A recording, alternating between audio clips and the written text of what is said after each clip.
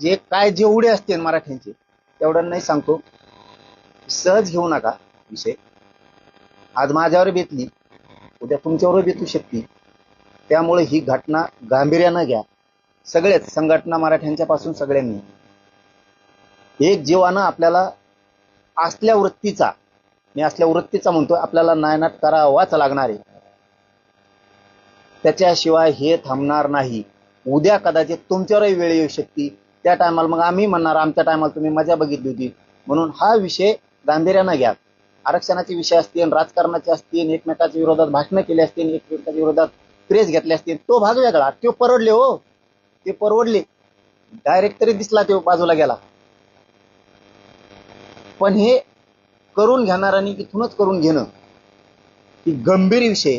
म्हणून सगळ्यांनी हा मुद्दा ताकदीनं लावून धरा, तर ही नायनाट होणार आहे पुढच्या काळात. मात्र मला पुन्हा पुन्हा सगळ्यांकडून शब्द पण पाहिजे, आणि मीही तुम्हाला हात जोडून विनंती करतो की फक्त मराठ्यांनी शांत राहा. मी काल सांगितलं, जी बातमी आली काल त्याच्यानंतर 2 घंट्यात सांगितलं मराठा शांत राहिला.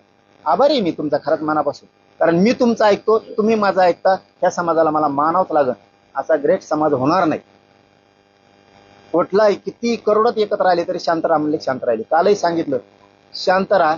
माणसं माझे मराठा समाजाचे सगळे शांत राहिले. इथून पुढेही आजची प्रेस ऐकल्याच्या नंतर सुद्धा तुम्ही सगळ्यांनी शांत राहा. मी खूप सतर्क आहे, सावध आहे. सावध नसतो तर यांचा बाप मी ठरलो नसतो. त्याच्यामुळे तुम्ही कसलं टेन्शन घेऊ नका. त्यांचे पाठ पुरवायला मी खंबीर आहे. तुम्हाला सुखाचा दिवस आणतो. तुम्ही एक ना एक दिवस हसणार आणि असं म्हणणार, सुखाचे दिवस आले हो राज्याला, जिल्ह्याला, गावाला. उदाहरण म्हणून घेतो, पुन्हा तिथं चालू मी, आपल्यात म्हणतात लयच घाण होती साडीसाठी, गेली सुखात, गाव सुखाने जगायला लागलं. तसं राज्य सुखानं जगल हे आणणार. आणि बोललं ते मी आतापर्यंत केलं. फक्त मला तुम्ही शांत पाहिजेत मराठा समाज, ऐकल्याच्या नंतर सुद्धा.